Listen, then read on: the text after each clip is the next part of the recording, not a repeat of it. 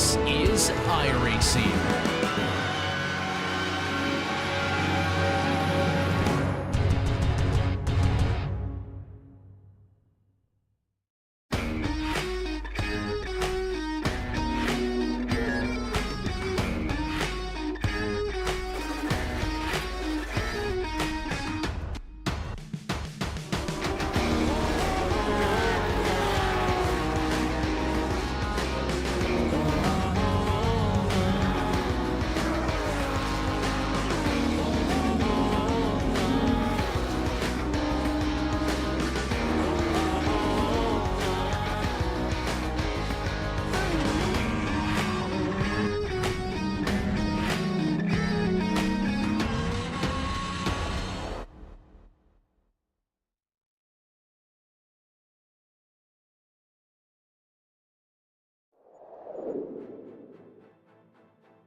Just one day ago, the POC wrapped up their 2025 season in the real world.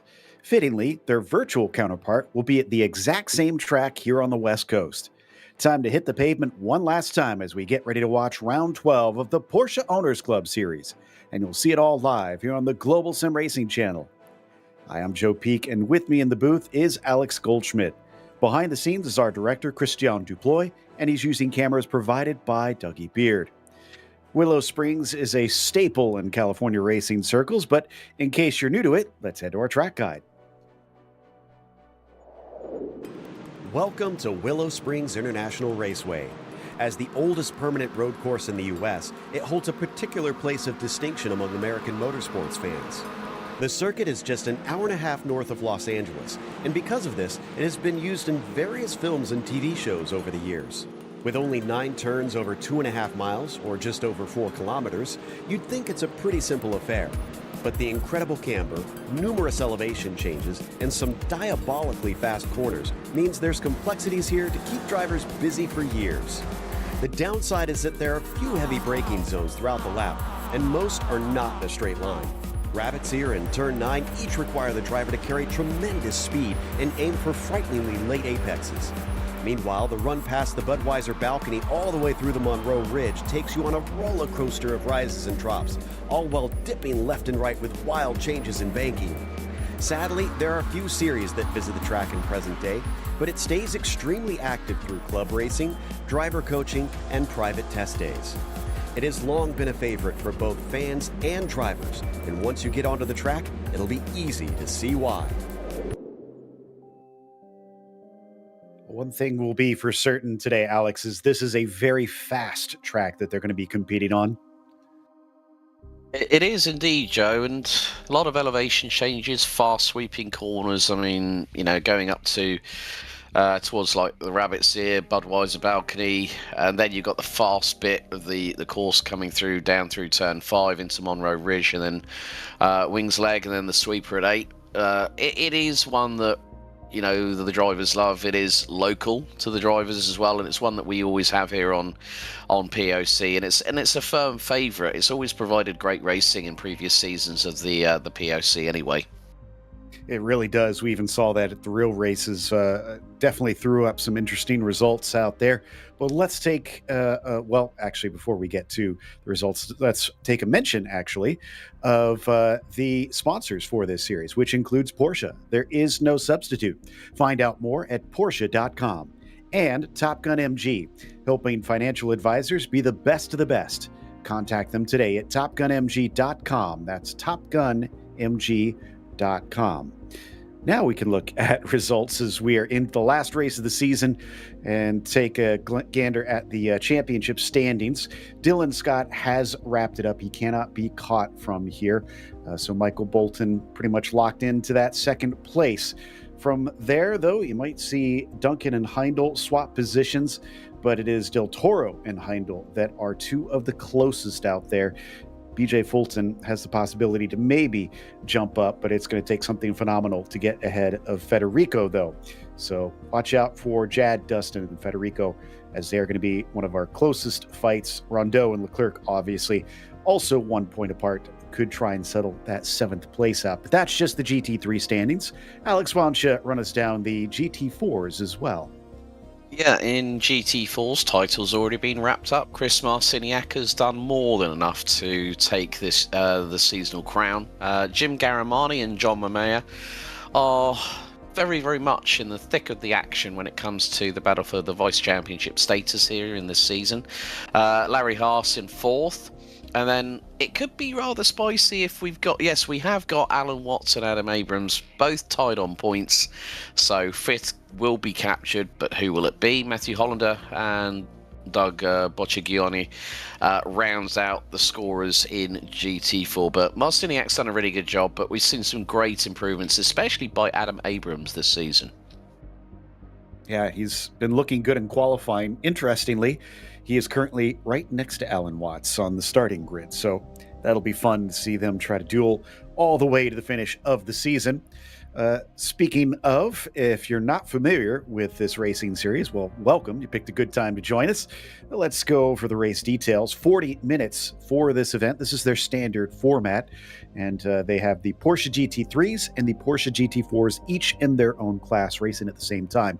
Now, they have limited the fuel tank to 50%, so that means you can expect at least one fuel stop during the race, but not necessarily taking tires.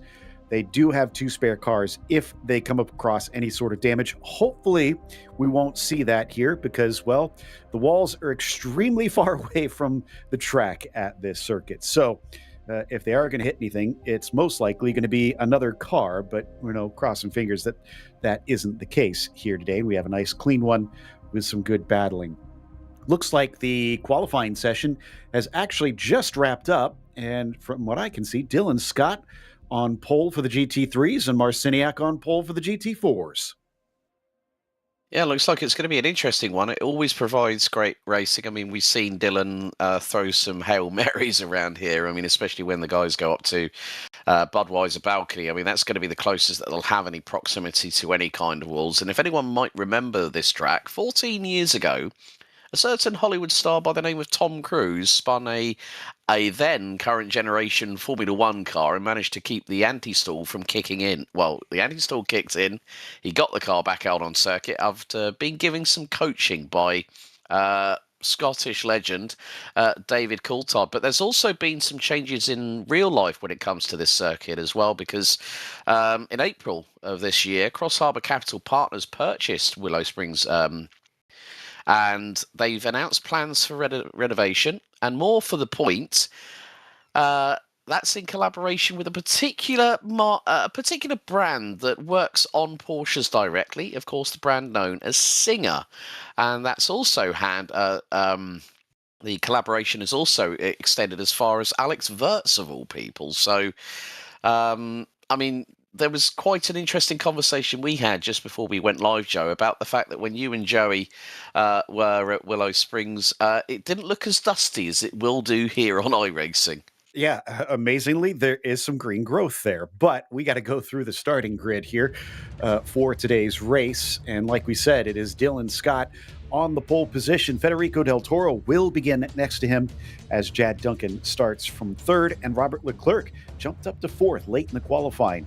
It's Michael Bolton from fifth as Marc Rondeau will start from P6. Then it's Matt Hollander in seventh, and BJ Fulton rounding out our 8 GT3 cars. Let's go through the GT4s as well, Alex.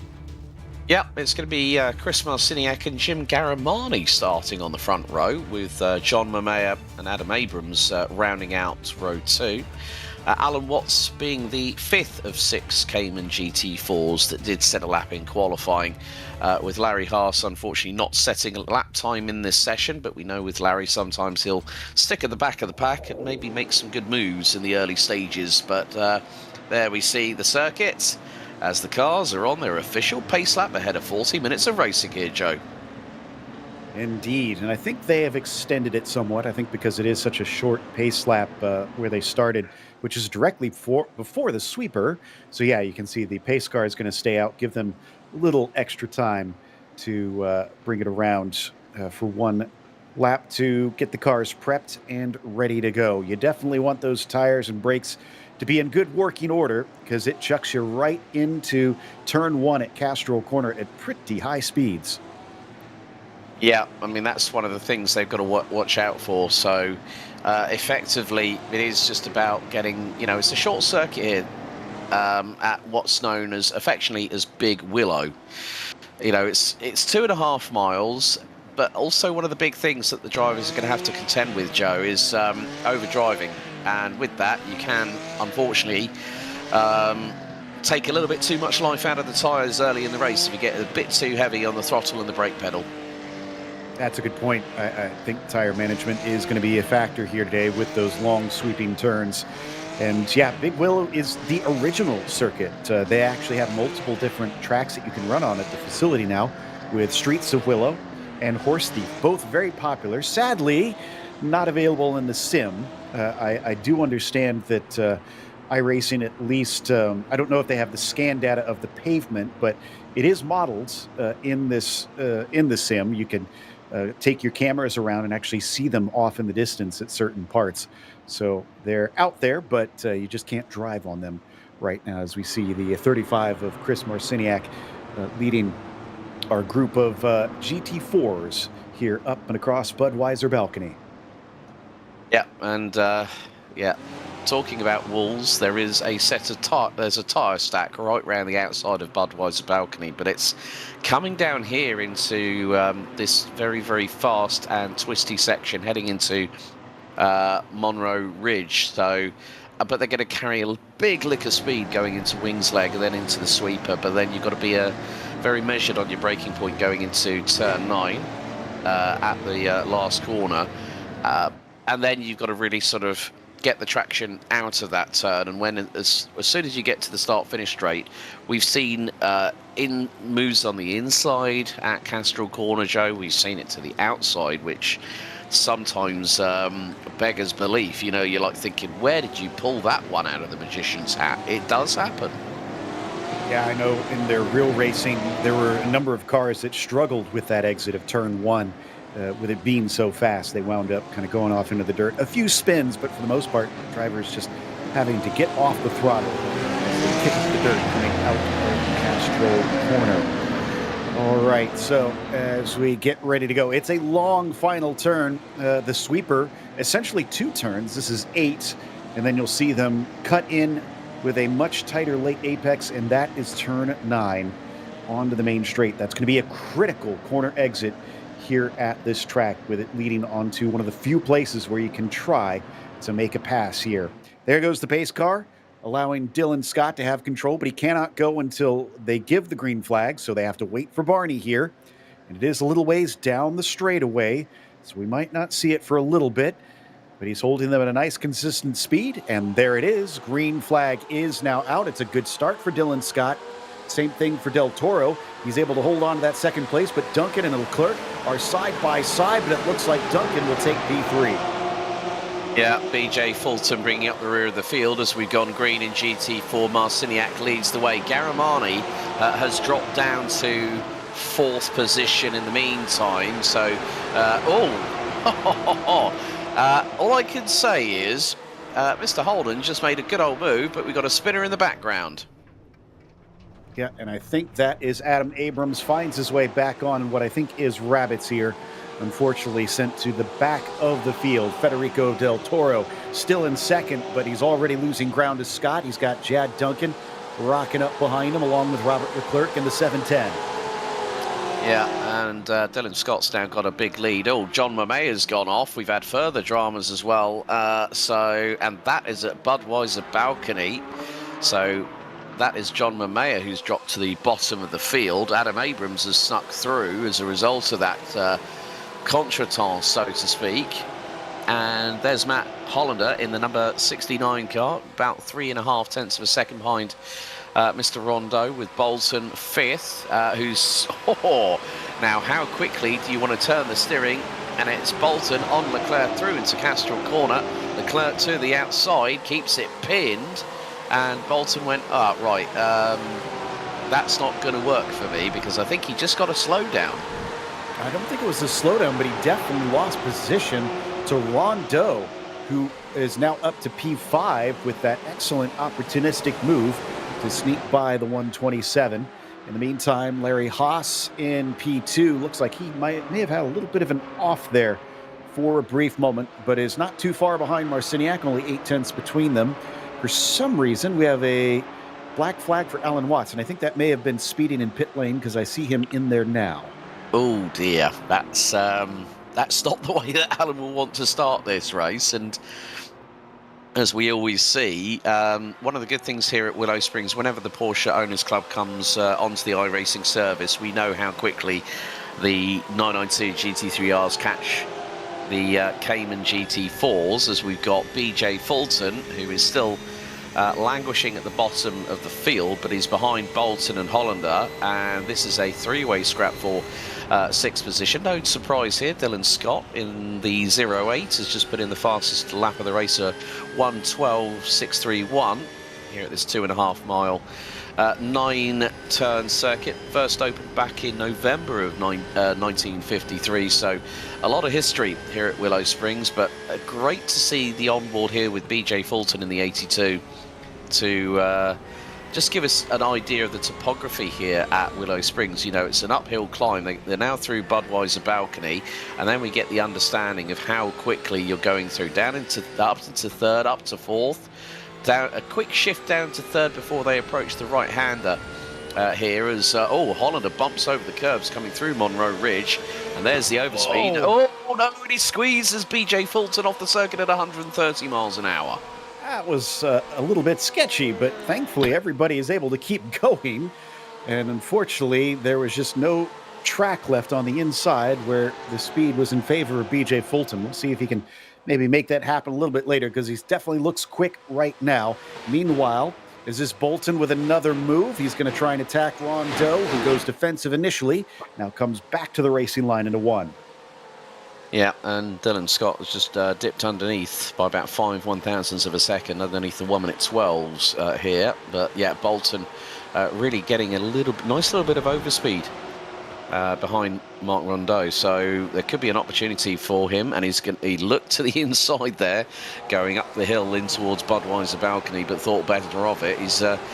He's trying to use different racing lines, so this could mean that possibly that for Bolton, that if he gets a good run, I mean, especially coming out of the final corner, he's right with Rondeau at the moment. So this could be a very, very interesting move for the number 127 as they go through Monroe's Ridge and then into Wings Leg, heading into the sweeper.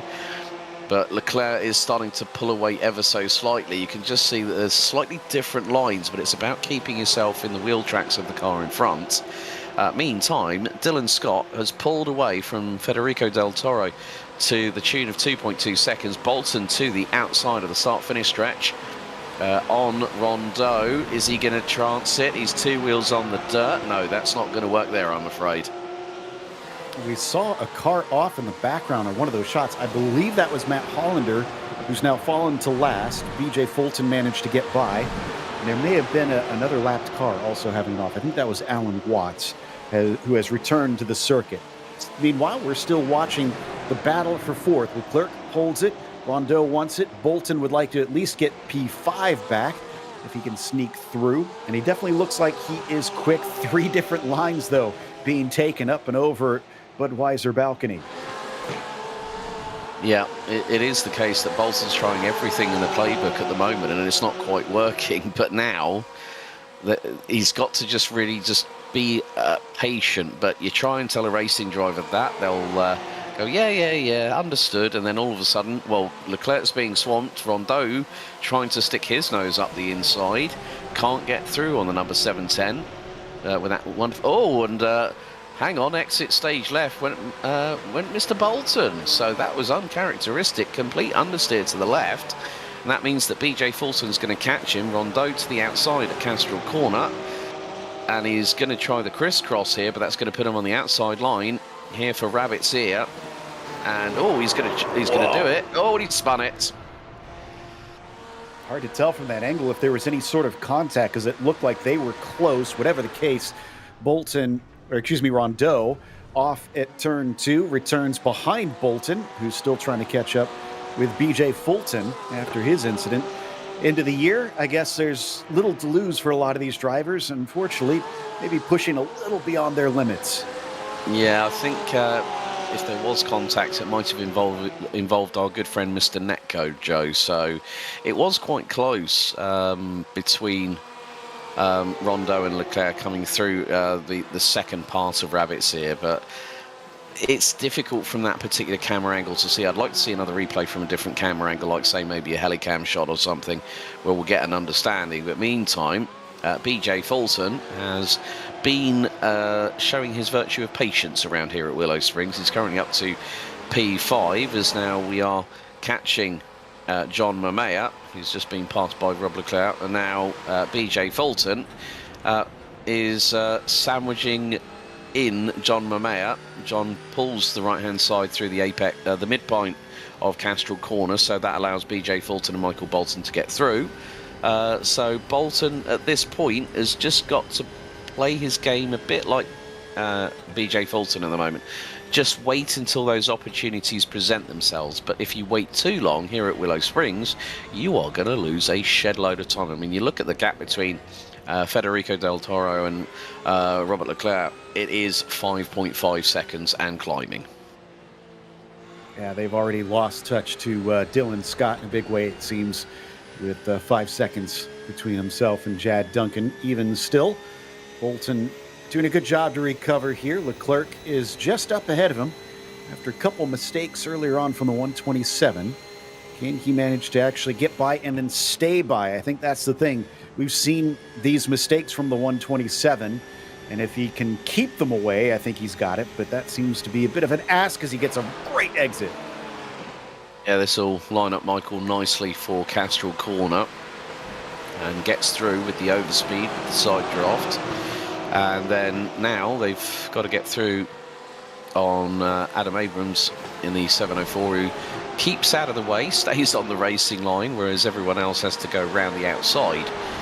But again, it's just, we did say about that back marker traffic. Normally here at Willow Springs, it is normally between the first 8 to 10 minutes. Around most tracks, some we find it's going to be a little bit quicker than 10 minutes before the GT3s catch the GT4s, but Michael Bolton closing in once again on Robert Leclerc as they go through Monroe Ridge, and you can see the camber, and Michael Bolton gets a little bit of air underneath the front splitter as they head through Wings Leg and into the sweeper. Michael Bolton with nearly 2 wheels in the dirt on the left-hand side of the exit, but this is where Michael is really catching through slipstream, but can he make a good exit? He's going to get the overspeed now, but look, they've got a GT4 in front that's given a little bit more of impetus, not just for Bolton, but for Fulton as well, as Leclerc leading a 3-car train in the battle for P4 as they head into the sweeping uphill left-hander at Castrol Corner. Yeah, that just about was disaster for Rob. He dealt with it pretty well considering, and I thought for sure that Michael would have an opportunity. He goes around the outside, or almost attempts to. Thankfully, it does not wind up the same way that it did for Rondeau. But I think maybe he abandoned it. It was a little dip into the dirt from Leclerc, and it is not enough to slow him down. However, that's our leader in the GT4s, and I think Marciniak trying his best to make that car as small as possible as they catch him as one of the most technical portions. Yeah, through Budweiser balcony.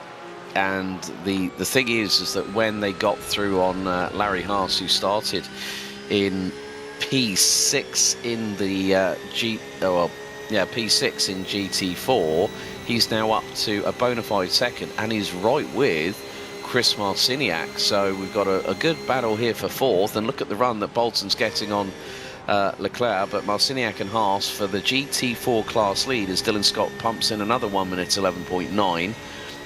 So what Leclerc was just trying to do by moving over to the right-hand side, trying to break the toe for Michael Bolton, who sticks his nose to the outside here at Castrol Corner, and then it's a little bit of a dip here to Rabbit's Ear. So Bolton again just showing how aggressive he is. He throws the Hail Mary round the outside. This is going to be a brilliant move if he manages to pull it off, because it's going to put him on the inside line for Budweiser balcony. They make a little bit of contact. Bolton saves it, gets a bit of a tank slapper and BJ Fulton goes round the outside on the run up to Budweiser Balcony that puts him on the inside line for that right-hander, and through goes BJ Fulton back up into P5. That was just a massive save from Bolton. I thought that was going to be a huge accident with the speed that they were taking off the corner. You make a good point about Larry Haas here, because usually Marciniak has been running away with things at most races. So for Larry to be this close, a quarter of the way in, is a very good sign for the neutral viewer that wants to see a nice fight for the win. But as you can see, the lap traffic has been wreaking a bit of havoc on it from time to time. Yeah, now we see that Dylan Scott's putting in qualifying style laps at the moment here, Joe. He's just done a 1 minute 11.7. So at this point, Dylan Scott is going to say, well, you couldn't catch me at Willow once again. There we go, boys. And I think, again, it just shows the calibre of our man from, from Australia, as we see Mark Rondeau trying to get through, and that's on Matt Hollander in the number 69 car. So it's not easy when you think about it. So and now BJ Fulton round the outside, coming up into Budweiser Balcony, and he's done exactly the same as what he did to Michael Bolton just a lap ago. We have seen it before, you and I, Joe, when the POC visits Willow Springs for its finale here in the iRacing Sim Racing League, and BJ always provides some spectacular overtaking, and it seems like Budweiser Balcony is his favourite little sweet spot around the circuit. I mean, the outside of 3 is extremely rare, and he's done it twice in one race now. Last time, admittedly, was helped by the off that Bolton had, but that seemed to be pure pace, unless there was a mistake that we missed out of Robert. He might be able to get it back, though. Look at him bobble around on the bumps, trying to pull that slipstream. He's going to be able to get to the inside. Can he finish the job, though, as they go wheel to wheel down through Castrol Corner? And off goes Rondeau, or Fulton, rather. And Fulton somehow keeps ahead of him. I thought for sure he was going to lose that spot with 2 wheels into the dirt. This is a brilliant scrap to end the season on. The fireworks always come here to Big Willow, and especially in the GT3s. I mean, one of the things that I'm excited for at the moment with Season 1 of 2026 with iRacing, Joe, is, of course, the new 911 Cup car. So I'm wondering if we might see... I'd love to see if we had a multi-class of GT3 and Cup cars. I mean, I don't know whether that's possible on the iRacing service, but it's just... Porsche always have great race cars, and when you've got them around a circuit like this, where it characteristically lends itself to the way that the Porsches work, it's good. It's a good handling track coupled with a bit of high speed, and the way that that was a little bit of a moment there for Robert, and now that's going to allow Mark Rondeau. They're going to go. 3 wide with the GT4 in the middle. I think was that Watts. Yeah, that was Watts. So like literally, Bolton went, yeah, you go outside, you go inside, I go outside, and Bolton makes the move and takes P5. But Fulton's not out of the woods quite yet, because here comes Bolton to the inside at turn 3. Nips over the curbing, unsettles the back end of the 992 GT3R. BJ Fulton holding on to P4, but how long can he resist the aggressive driving style that we're seeing from Michael Bolton at the moment? Because Bolton is absolutely chomping at the bit, and more to the point, the gap between BJ Fulton and Federico Del Toro, who has now lost out to Jad, who's now in P3, it's 11.6 seconds. Yeah, their fighting has unfortunately cost them a lot of time, but I don't think they're too worried about it. And we have to remember that Bolton is locked into that second in the championship. So again, nothing to lose here. He's out here for the sheer joy of racing, and might have a good shot at taking P4 coming up to turn 1 once again. He gets a little bit more speed than BJ, but BJ's got the inside coming into the corner. He scoops down almost to the apex, leaves just enough space for the gray car, and that's going to get him through up into 4th finally. That was just perfect positioning by Michael, and I think when you look at how this community that we have here at the Porsche Owners Club, they all have a great time. It's all about mutual respect, helping each other along, but also great racing, and that's why the POC Sim Racing League provides such great racing, because they know that each other's foibles, each other's nuances when it comes to driving style. And when Michael Bolton is fully lit, you know that there's going to be some great racing, as BJ now coming through out of Wing's leg into the sweeper. He's trying to go round the outside of the number 82, and he's kept the throttle pinned. He's going to try for the crisscross here up the inside of turn 9. Bolton keeps the throttle fully pinned, but then makes a slight mistake, goes off the circuit, and that is going to drop Michael down to 6th place behind Robert. So one mistake has just cost Michael Bolton 2 places on the bounce. That's the second time we've seen Bolton have a miraculous save. Usually if a car gets loose and nearly sideways coming through the sweeper, you just don't save it. And I'm kind of amazed that he's come back from that one as well. Unfortunately, it puts him down in 6th, but that is the way it goes. He's going to get another opportunity, as Leclerc is the one to go wide this time. He'll cover off the inside of turn 3, trying to cut underneath. Bolton almost able to get there. Goes for the next undercut, coming back around Budweiser balcony, but he gets cut off, unfortunately. I think if I remember the last time you and I commentated on these guys racing here, I think Dylan Scott did the outside move on Budweiser balcony, if I remember correctly. And that was that's one of the most difficult places to go around the outside of Budweiser balcony at turn 4. It's not easy, but if someone like Dylan Scott, with the prowess that he's got at the minute, when you look at his fastest lap so far, 1 minute 11.6. Chad Duncan's best one is a 1 minute 11.85.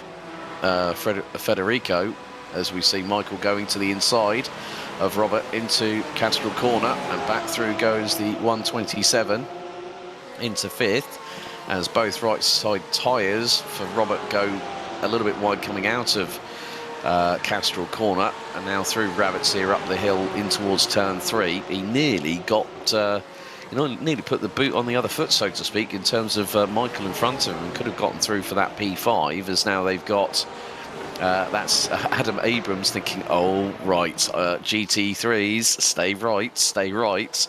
And I'm sure that his crew chief in here will have been saying, car on your left, car on your left, car on your left, at multiple times, going through Budweiser balcony there.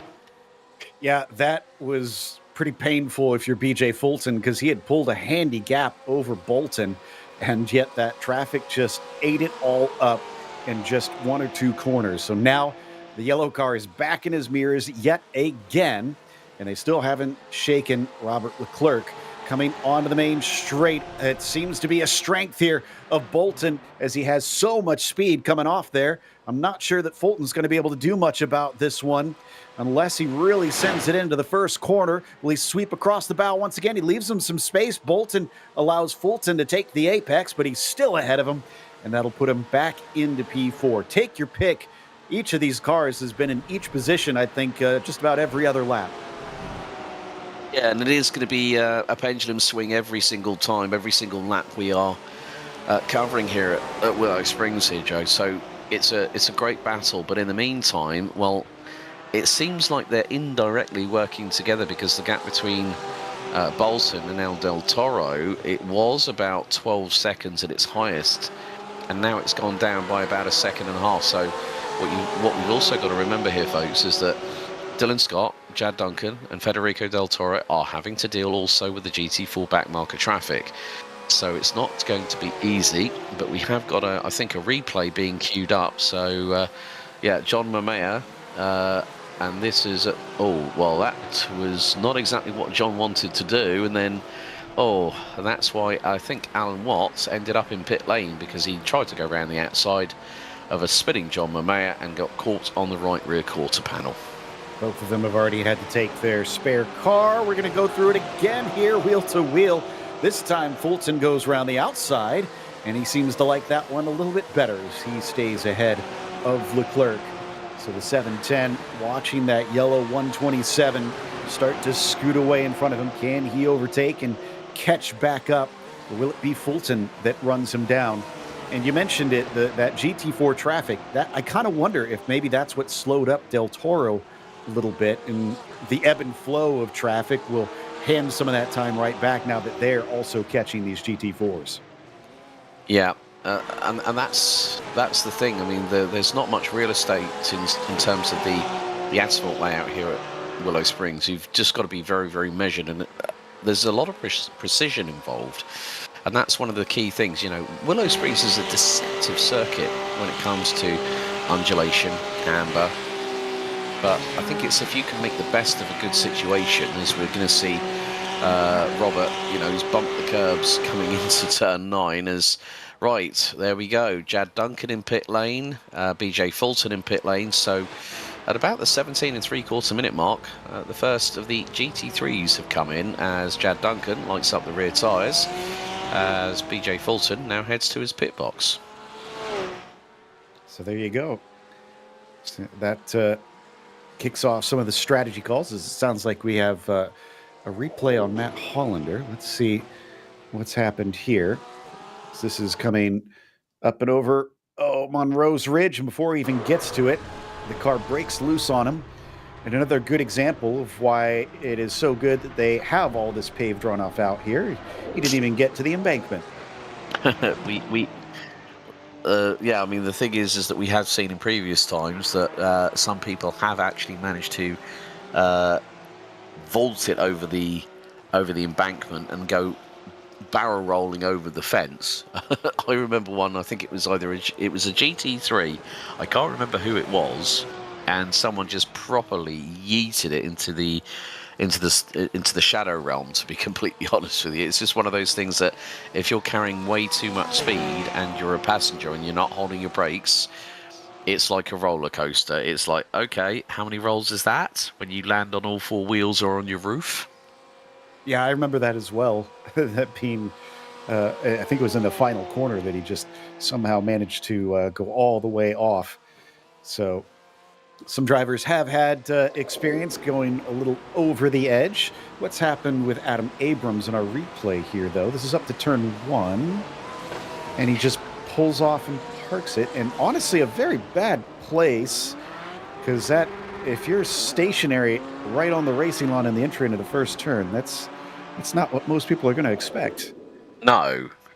And the thing is if it's a GT3 coming at you with a big rate of speed, I mean, you know, we're seeing the terminal velocities of the GT3s at about 155 miles an hour before they turn left into Castrol Corner and they go down the gearbox. But at the minute, with 15 and a half minutes to go, it's just been plain sailing for our man from Australia. Just doing a stellar job, just not putting a foot wrong at the moment with, you know, just over 15 minutes to go. Dylan's just not put a foot wrong. He's just enjoying the racing just for the sheer hell of it, having captured the GT3 Series crown for this season for the POC. Yep, and don't think he's at the end of the pit window yet, so he should be able to carry on at least a little bit longer here. These 50% fuel cells can usually go roughly half an hour, so we're expecting maybe about 5 more minutes before he'll be out of fuel. This is actually coming up to the pit entry here shortly. Let's see if he chooses to come in this time or if he stays out. He does, in fact, come in, and he's got to make those cones, and it looks like he does hit the pit limiter. A couple drivers have already run afoul of that and taken a black flag for speeding in the lane. Yeah, well, I did notice that Larry Haas also had a black flag as well. So for Larry, who's been up at P2 earlier on, as there is our leader and GT4 Series champion, Chris Marciniak, now ahead of Jim Garamani. So, of course, I think, you know, I've had chats with Chris over the course of the season in our post-race interviews, Joe, and I think it's really nice that Chris respects the fact that the other drivers like Garamani, like Abrams, like Momea, they've really brought the fight to him a little bit more this season, even though the points might not dictate how the season has gone for the overall competition in GT4s. Yeah, in seasons past, the GT4s have been a real rout, but that was with guys like Del Toro, who have since switched over to the GT3s, kind of graduating up, if you will, once they feel like they've conquered the Caymans. But Del Toro here is only 5th. Granted, he's already taken his pit stop, and I believe he'll go back ahead of Leclerc and Rondeau, who still owe us a pit stop. Dylan Scott, though, was so far ahead, he came out in second place, despite having already taken his fuel. Yeah, and well, I think it's going to be a mere formality now, because right in front of him he's got Robert Leclerc, who's got the most, well, that's definitely a Harlequin paint job on that Porsche in the 710. It's always one that you can't exactly miss. You go like, right, there's Rob. And that's one of the things that's one of the things I keep on saying this on a lot of broadcasts, is that the way that you have these very, very creative liveries, it just shows the character of the individual, whereas, you know, Dylan Scott goes with the sort of half and half, a bit like if anyone might remember the BAR split livery, with the 555 livery at one point in Formula One, and then Formula One went and banned it because it it confused everybody and had two respective tobacco brands on that point, which meant that you know. But I think it's great where you have these different, you know, everyone has a way of expressing themselves, and in the world of sim racing, it's about the livery on the car rather than the race helmet that we see with regards to drivers in real life, you and I, Joe. Yeah, it's obviously a lot easier to paint the car in the sim, and a lot of drivers take advantage of that, doing some cool things. I believe Dylan Scott's already overtaken Robert for the lead. In fact, yeah, there we just saw it.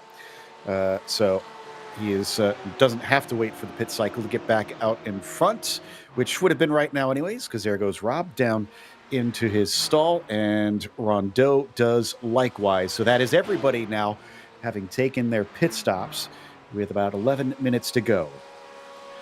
Yeah, John Mamea, the only anomaly at the moment, he's still running P3.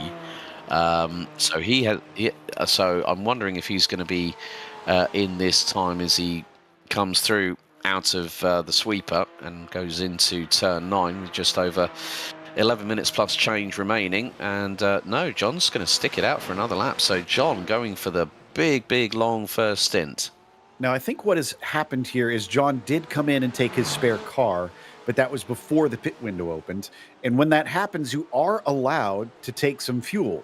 So I wonder if he just got a little bit put in there, came back out, and this is allowing him to go longer than anybody else.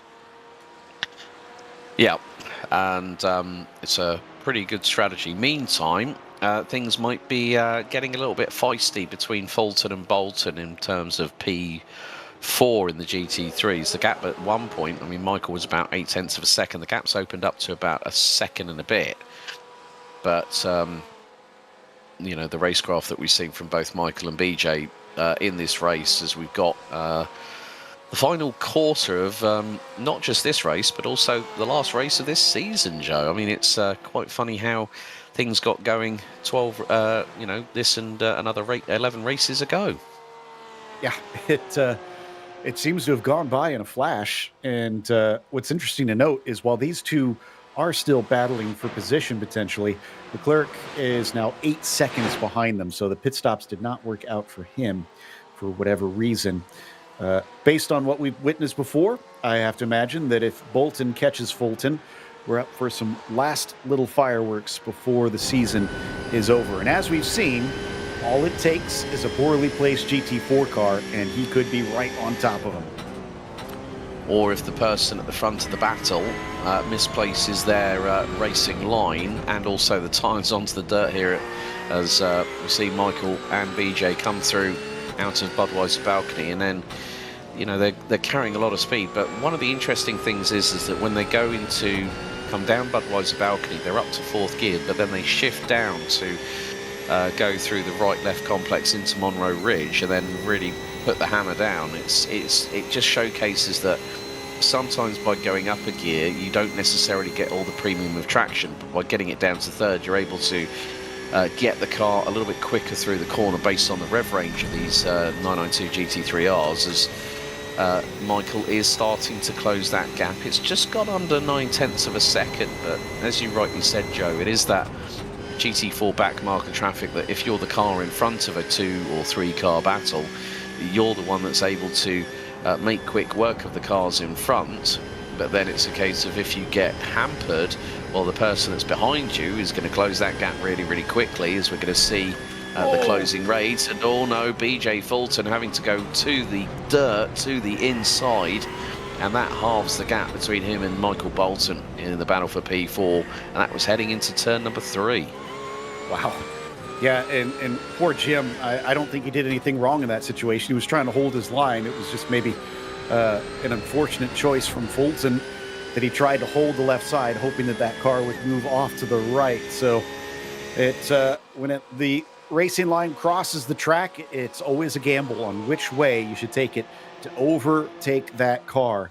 And he chose wrong this time by. The good news for him is it seems like Bolton may have had a bad exit at the top of the hill, because he's fallen back to 9/10 of a second once again. He's going to have to regroup and get up to him once more. They do have lap traffic in front of him, but that is Matt Hollander, who is within their class, so I'm not sure they'll catch him. But they do have Marciniak. In front of them, Hollander going off course to get around Marciniak, though.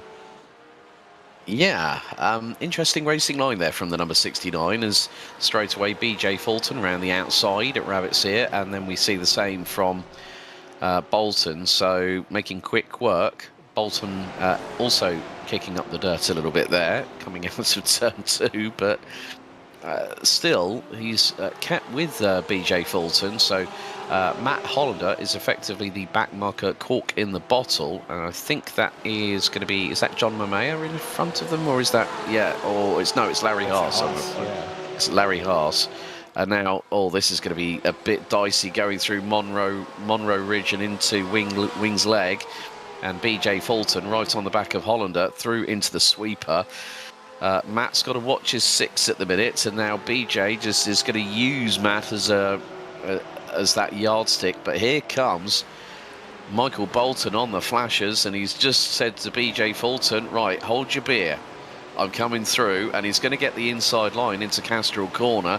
So Matt Hollander in some ways has slightly impeded BJ Fulton as Michael Bolton gets through and stays ahead as they head into Rabbit's Ear. Nice little bit of placement by Michael Bolton, as Matt Hollander needed, well, I mean, at the end of the day, he is a lapped car, and yes, it might be in the same class, but BJ Fulton would have said, well, actually, I don't think that was coming out of the final corner. He would have liked to have had a bit more overspeed, but Bolton just sort of boxed him in coming out of turn 9. Yeah, picked that one perfectly. Bolton ahead, but I don't think this is over by any stretch of the imagination. Fulton's still very close behind as we watch off the rear bumper of Matt Hollander. Don't think he's close enough here coming up to try anything into the sweeper, but what about off of the final turn, out of 9 onto the main straight? That was where he lost it before, being boxed in. Could he pull the same move right back on him as they exit off onto the main straight? And it looks like it's going to be a nice tow, if anything, for Michael Bolton. It's helping him instead of hindering him. He has to go around the outside, though, as Hollander's not making life easy. No, this could open the door for BJ Fulton right here, as 2 wheels onto the dirt by Michael Bolton into Rabbit's Ear. And still, the status quo remains. And to be honest with you, if I was in Matt Hollander's position, I'd want to get out of the way of this battle sharpish, because it's not helping Bolton or Fulton either. Because now, we saw the gap from P3 to P4 go down to as low as about 10.5 seconds about 5 minutes ago. And whilst this battle's going on between Bolton and Fulton, it's a case of, right, Matt Hollander's got to make a decision, but if he's going to, if he's going to go off track like that, well, that gives Bolton the opportunity, and BJ Fulton does not need a second invitation. They go, right, Matt, see you later. That finally seals it for them. They are now beyond him, and coming into the braking of this last turn, he could get a better shot this time with no car towing Michael Bolton along, and very few laps left. In fact, they've got lap traffic in front of him, who immediately pulls out of the way. I believe that was Adam Abrams staying off to the side. Coming up towards turn 1, that's not near enough. Hollander's not done with him. He actually wants to try and come back through. Yeah, well, I mean, the thing was, at that point when Matt Hollander was in front, and if he got the blue flags, and Hollander's gone off again. Oh, well, maybe just exploring the limits of the 992 GT3R was our man in the number 69 entry. Well, discovered just how tough it is with the dirty air coming off of those cars, I suspect. That is a very fast corner up through Rabbit's Ear. And then there were two. Are they going to be able to sort this out amongst themselves, or will we have more of the lap traffic having an effect on it? Dylan Scott is up at the front. He actually just came across the line. So I believe that is going to be 3 laps to go. Yeah, so I think it was a case of, Leah, like you say, when they turned through Rabbit's Ear, I just caught a glimpse, because I've got the YouTube stream open at the moment, so one of the things was that he turned in and all 3 wide, and BJ Fulton pounces like a coiled spring. As straight away, Michael Bolton finds himself between a rock and a hard place, tries to go to the inside, and BJ Fulton with a big lick of speed went, right, okay, 4th, that's mine again. I bet you these two are grinning ear to ear in their sim rigs. They seem to be just having a hell of a time. They're probably on voice chat at the moment saying, God, what happened? Yeah, Mike will be like, what happened there? Well, BJ's gone like, you see, I'm not the only one it happens to, mate, you know. Come on, keep with it, you know, let's have... And they're probably grinning, both like the Cheshire Cat from Alice in Wonderland at the moment, because it's just been great to see everyone out there just for the thrill of getting behind the wheel, the adrenaline spiking through the roof, the goosebumps on the forearms, the hairs standing on the back of the neck, and a great circuit to conclude the series as always here at Big Willow. So these guys will just be they'll be laughing away, and that's the thing, when there's no pressure, there's no championship to play for. It's more the case of you know, just getting to the end of the season just before the holidays. Of course, you know, it's a long campaign for these drivers, and it's not just the Sim Racing League that we broadcast here live on the Global Sim Racing Channel, but it's also when they get together in real life. They'll say like, oh, that race last week was crazy, and then people will like be saying, which race are you talking about? We didn't have one here. Yeah, well, we were racing on the Sims. You know? Interestingly, as there was an attempt by Rondeau on Leclerc coming up into 1, he's going to cut back and see if he can go around the outside up into Rabbit's Ear. This time it works, and that gives him P6. I was going to say, interestingly, the only driver is that one, Momeyer, to have actually raced here yesterday in his spec Boxster. So slightly different car, but the slower class, of course, and is maybe getting a few lessons and having to deal with some of the traffic as that got tight. That was definitely yeah, so, but it is going to be the case. Yeah, that was a bit too close for comfort, but never mind. Dylan Scott, however, looks like we might be on our final lap of the season here for the Porsche Owners Club Sim Racing League. It's been great to watch all the action as it happens, but Dylan Scott making his way out of Budweiser balcony for what will be the final time. It looks like we are on the last lap here, Joe, and Dylan Scott is going to cap it off in style. 3 corners to go. Now 2 corners left in the season here in 2025. And yeah, what a season it has been. This is the way he wanted to do it, because he hasn't won since round 7 in this season. It's been a bit of a dry spell for the 08. He is putting that right as he comes out of the final corner and will take victory here at Willow Springs in the last round of the season. Yeah, what a good run by our resident Australian, doing the job at hand. But Chris Marciniak, he's going to more than be a happy man, the most dominant driver. He is going to take the win in the final race of the season in the Cayman GT4s, the number 35, victorious here at Big Willow. And it comes down to this, Fulton versus Bolton. Fulton holds the advantage off the final corner, but he can't have a slow run. He goes a little bit off, and that's going to hinder his speed, but I don't think it's enough, as Fulton will finish P4 after a titanic battle with Michael Bolton. Jim Garamani, in the meantime, rounds out second, and I think that enough is more than enough to secure P2 in the GT4 standings. John Mamea in the number 6 is going to come round the final corner. He's making his way through the sweeper as we speak. Into turn 9 comes the number 6. and Fear the Fork at the front end of the car, very much on.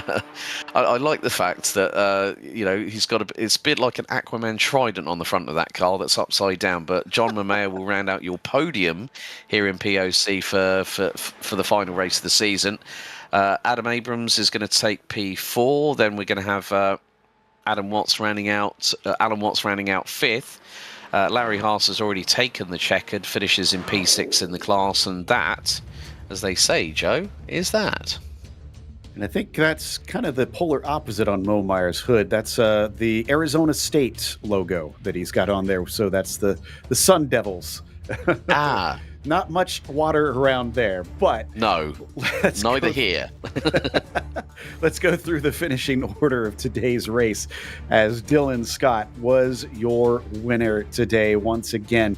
This time by about 7 seconds over Jad Duncan. Didn't get to see a whole lot of him, but he did move his way up into second early and held that down, as Del Toro was able to at least complete the season with a podium. BJ Fulton, just an amazing fight today. This will be one to go back and watch for them and their friends, as he was fourth. Bolton was fifth behind him. Mark Rondeau was sixth ahead of Robert Leclerc, who was involved in that scrap for P4 for quite some time. And then Matt Hollander wound up a lap down in eighth in the GT3s. Well, Chris Marciniak rounds off the season with another victory after 30 laps, winning by nearly 17.7 seconds ahead of Jim Garamani. John Mamea, Adam Abrams, Alan Watts and Larry Haas round out your finishers in the 718s, but at one point we nearly did have a bit of a battle between a couple of our GT4 drivers, but it looks like we've got some drivers ready to talk to in the post-race interview show, Joe. Indeed, we have our winner in the GT3s and our champion, Dylan Scott, with us. Dylan, we were remarking as you were coming to the line, it's been a little bit of a dry spell coming up to this, but it looks like you've made good on things and have returned to the top step today. Yeah, figured last race of the year, right? Try and make it a statement. Go out the way of a champion. If I'm going to take the championship, at least drive like one. Yeah, it was a good run tonight. Talk about that qualifying, though. We were watching that, and at times you were separated from other cars by 0.004 of a second. It looks like there was very little in it.